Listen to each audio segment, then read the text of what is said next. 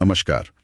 आज हम छत्तीसगढ़ के धमतरी जिले में जो मां मातंगी दिव्य धाम है और वहां के प्रमुख श्री प्रेमा साई जी महाराज, उनके बारे में मिली कुछ शुरुआती जानकारी पर थोड़ी बात करेंगे। हाँ, हमारे पास एक परिचयात्मक लेख है जो उनके आध्यात्मिक योगदान और धाम के महत्व के बारे में बताता है। बिल्कुल, तो चलिए थोड़ा इसको समझते हैं, जानने की कोशिश करते हैं कि श्री प्रेमा साई जी महाराज की भूमिका क्या बताई गई है, उनकी जो कथित शक्तियां हैं उनका क्या जिक्र है, और ये धाम इतना फेमस क्यों है, ऐसा सोर्स में क्या लिखा है।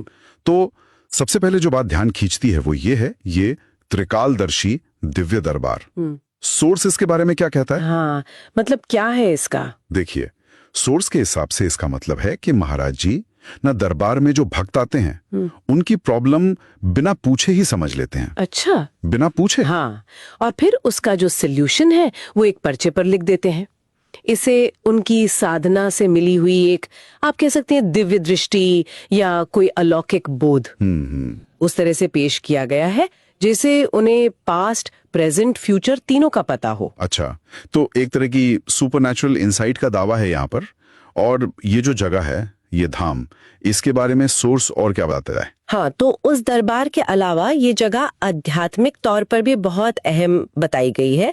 इसे माँ मातंगी, माँ बंगलामुखी और माँ छिन्न मस्ता, इन शक्तियों का सिद्ध पीठ कहा गया है। सिद्ध पीठ, इसका मतलब क्या होता है आमतौर पर? सिद्ध पीठ मतलब आमतौर पर ऐसी जगह मानी जाती है जहाँ माना जाता है कि कोई पूजा पाठ या साधना वगैरह जल्दी फल देती है या ज्यादा असरदार होती है। ओके, तो ये एक सिद्ध पीठ है जी। और यहाँ तंत्र साधना और अनुष्ठान वगैरह की भी बात है।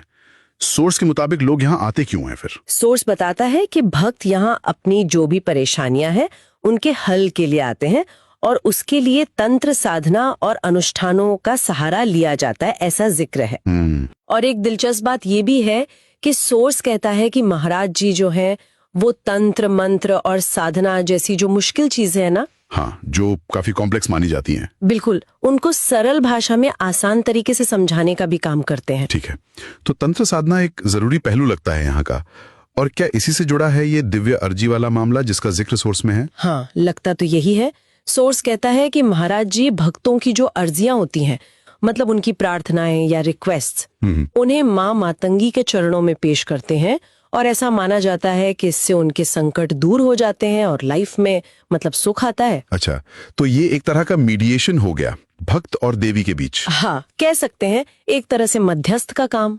और इस धाम की पहुंच कहाँ तक बताई गई है? मतलब ये सिर्फ लोकल लेवल पे ही इम्पोर्टेंट है या? नहीं, सोर्स के मुताबिक तो ऐसा बिल्कुल नहीं है। ये धाम सिर्फ इंडिया में ही नहीं बल्कि विदेशों से भी, मतलब फॉरेन से भी लाखों श्रद्धालु आते हैं यहाँ। अरे वाह, लाखों, हाँ, ऐसा जिक्र है। सोर्स इसे चमत्कारिक शक्तियों और बहुत गहरी आस्था वाली जगह की तरह दिखाता है। तो आस्था और साधना तो हो गई, इसके अलावा क्या महाराज जी के किसी और तरह के काम का भी जिक्र है, सोशल वर्क वगैरह? हाँ, बिल्कुल। सोर्स उनके सामाजिक कामों पर भी रोशनी डालता है। बताया गया है कि उन्होंने समाज के उन वर्गों की मदद के लिए पहल की है जिन्हें अक्सर मतलब नजरअंदाज कर दिया जाता है। अच्छा। और उनकी जो टीचिंग्स है, उनका मकसद है कि समाज में एक तरह का भाईचारा बढ़े, एकता आए। और शायद इसी सब को देखते हुए उन्हें वो मानद डॉक्टरेट के लिए नॉमिनेट किए जाने की बात कही गई है सोर्स में। एग्जैक्टली।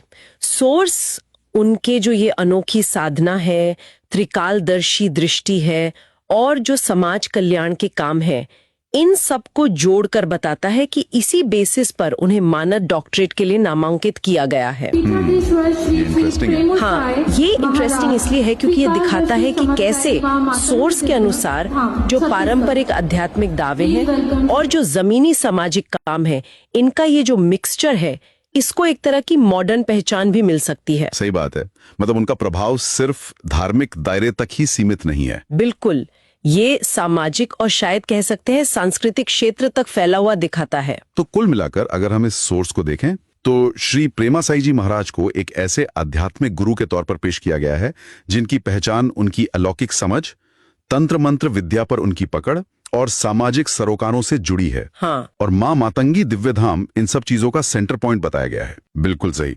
संक्षेप में कहें तो ये सोर्स श्री प्रेमा साई जी महाराज की एक ऐसी इमेज पेश करता है जो अलौकिक दावों और मां मातंगी दिव्य धाम की शक्ति से बहुत गहराई से जुड़ी हुई है। और यहीं से ना एक बड़ा सवाल भी उठता है कि आज के दौर की जो आध्यात्मिकता है उसमें ये पारंपरिक तंत्र साधना, फिर ये त्रिकालदर्शी दरबार जैसे जो चमत्कारी हस्तक्षेप के दावे हैं और साथ में समाज सेवा, इन सब का जो कॉम्बिनेशन है ये कैसे काम करता है, ये ऐसे कैसे देखा जाता है? हाँ, ये सोचने वाली बात है।